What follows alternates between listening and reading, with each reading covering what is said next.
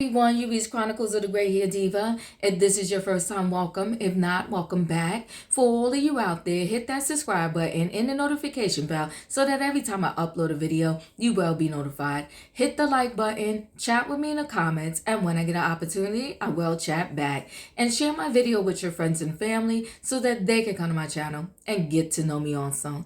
I'm here today with a quick video on Monique the comedian. And actually, it's my tea time moment of the day. I have fell off from doing my tea time moments and I really missed it. And I hope y'all missed it too. Well, I'm back. We're going to get tea time from the diva every morning. And yes, guys, I slipped up this morning. Did I slip up or did I treat myself? I think I treated myself. You know I love my Starbucks. So this morning I went and got myself an Earl Grey, but I did go work out first. So that's my treat for the day. My Earl Grey tea from Starbucks. So this tea time moment is dedicated to Monique the comedian. And listen, guys, I'm sure y'all all already heard this story. Monique the comedian is in a movie called The Reading. And so Sherri Shepherd, fellow comedian, and Kim Whitley, fellow comedian of Monique, okay, and friends. Former friends or current friends with Monique, depending upon how you look at it.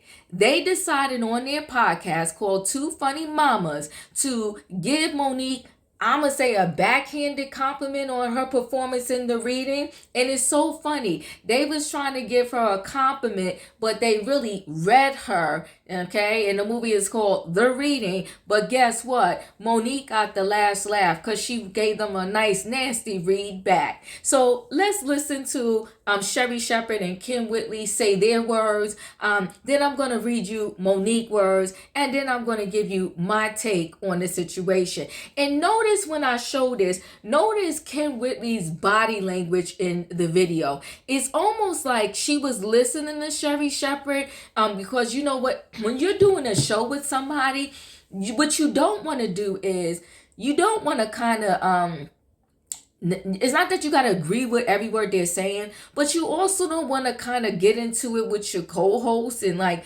drag your co-host for Phil.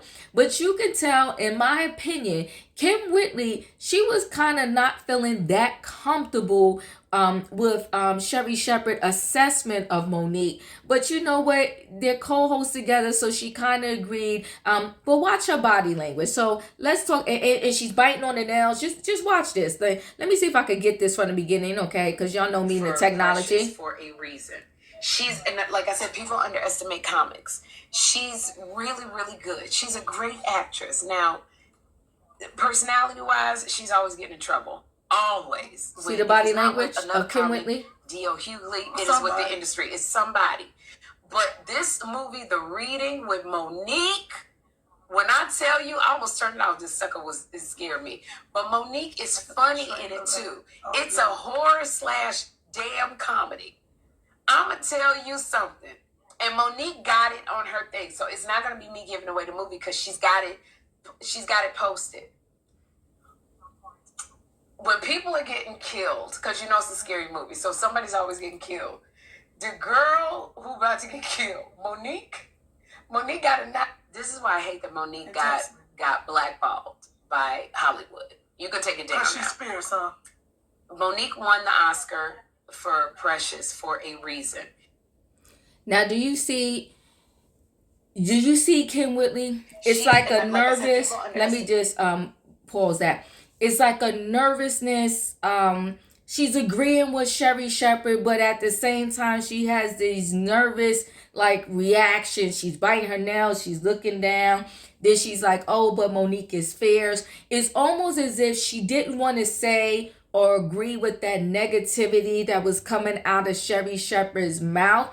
But because, you know, this is their podcast together, you know, she handled it the best way that she could. But in my opinion, she could have said, you know what, Sherri, because you can redirect your co-host. You can say, you know what, Sherri, that is Monique's past. I understand why she fights her fight. But you know what, let's just talk about her performance in The Reading. So in my opinion, yes, they did give Monique a backhanded compliment. It was like she's good, but she's problematic. She's good, but she's always fighting with other people in the industry. She's good, but how can we really look at that good when she, nobody likes her right now, where everybody hates her because she's kind of getting into it with everybody. That's what that comment that they did, that they said did. That's how it came across to me. And I'm going to say to Monique also. And listen, I got my issues with Monique sometimes. I think, sometimes she pushes the envelope way too far. But however, in this situation, I wholeheartedly agree with Monique. So this is what she says. She says, hello.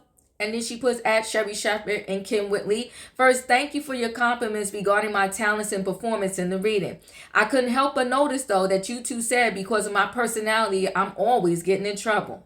You then attempted to show a connection between my personality and me being blackboard, along with the fallout I had with brother D.L. Hillgley. Monique kills me, brother D.L. Hillgley, okay? In addition to, within the same breath, mention how, as we comments are underestimated. First thing, kids with their parents, criminals with the law, and slaves with their masters get into trouble. And last time I checked, I didn't fit into any of these categories to get in trouble with anyone mentioned. Do you too? When you two say we as comments are underrated, and you, Sherri, Kim, and I are ironically all black female comments, why do you think we're underrated? My personality is of such where I have to speak up and out against injustices so we can stop being, as both of you said, underrated. And if you notice, I haven't ever started a conversation about you two that involved any negativity in any way in all the years I have known you two. Now, see, that's what I'm saying. If you are friends with somebody, or maybe just acquaintances, or maybe y'all are in the same industry, and I don't care if you are an entertainer, or you work in the medical field, or you work as a banker, like a teller, or you work in Target or Walmart, or you work in the fashion industry. You're going to run into the same people. You're going to bump into the same people. And you show those people some respect. But these ladies, they definitely bumped into Monique on the comedic tour route. And like she said, I never came out my mouth and said anything negative about y'all too. So what y'all doing? Why y'all doing that to me? Check my resume. I don't go knocking on anyone's door saying things I can't substantiate. But some people have a problem with me because when they knock on my door with BS, I answer. So she said, you know what? If you call me, I'm going to pick up. If you send for me, I'm going to answer. Anytime the team of you two sisters would like to speak with the team of my husband and I, we welcome it. You know what? I ain't mad at her. I don't always agree with it or like it. But you know what? When you get married, y'all team y'all too. So she said, you ain't coming to speak to me without my man having my back. Because ain't nobody going to kick me down and I'm not protected. You want to talk to me? You're going to talk to me and my husband, okay? So she said, anytime the team of you two sisters would like to speak with the team of my husband and I, we welcome it. Thank you two again for the compliments, though. Backhanded. And please, no regardless, I still love you both to life. Sisters. I love us, for real. And you know what? She wrote that thing and she did that thing. It was a nice, nasty read. She said thank you. Then she checked them. And then at the end, she let them know, like, I ain't never say nothing bad about you. And then she checked them again and said, guess what? I love you. Okay, gave them a little hug at the end. Now, I would be sick to my stomach if I was Sherri Shepherd or Kim Whitley, and then that's how Monique responded. I would be sick. But I promise you, if you look at the body language of Kim, she wasn't really here for what Sherri was saying.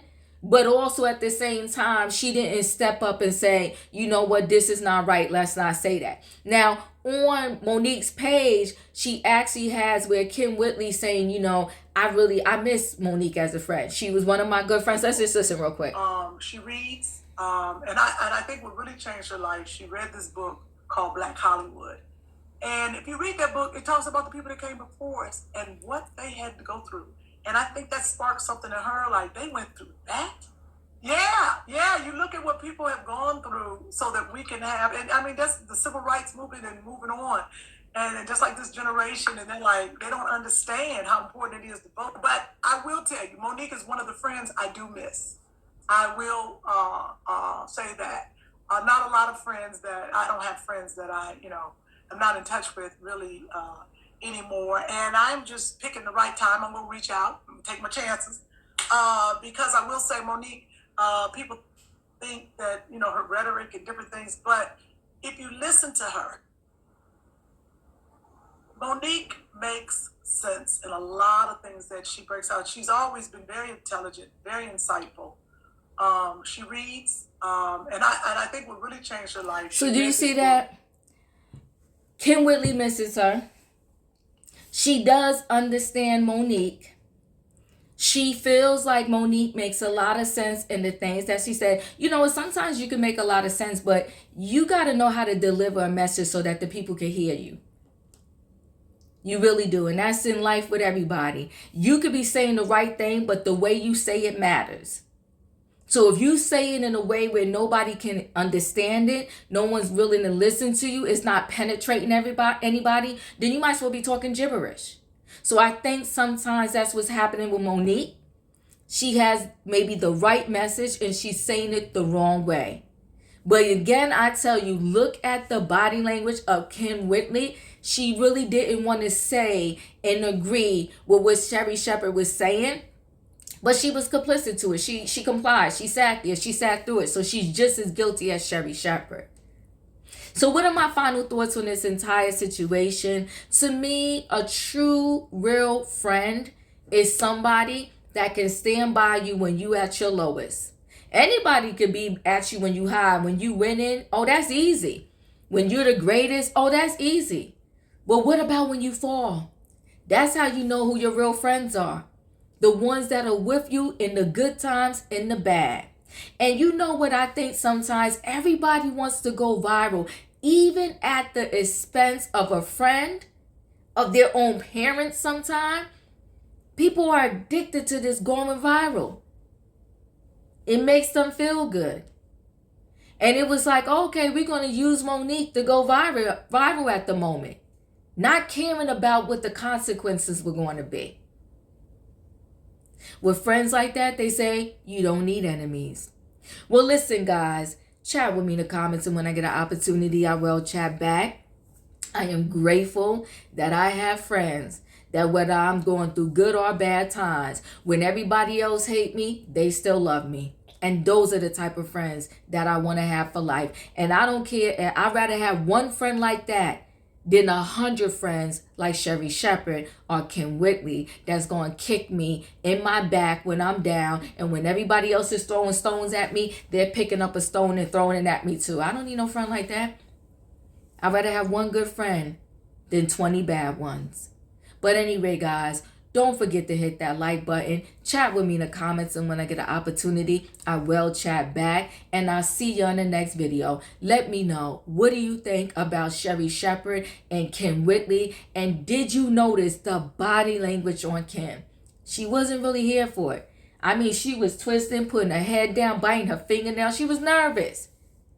And I really feel she truly misses Monique as a friend. And sometimes, you know what? People, sometimes we just take things so too deeply, like too much. Sometimes you just really got to call, pick up the phone. Girl, knock it off. I'm sorry. I promise you I'm sorry. Let's make up. Let's have lunch. Let's move on. That's a true friend. All right, guys, I said enough. That was my tea time for today. I'll see y'all tomorrow with another tea time. Again, hit that like button. And if you're not a subscriber, subscribe so you don't miss out. See ya soon. See you next video. Bye.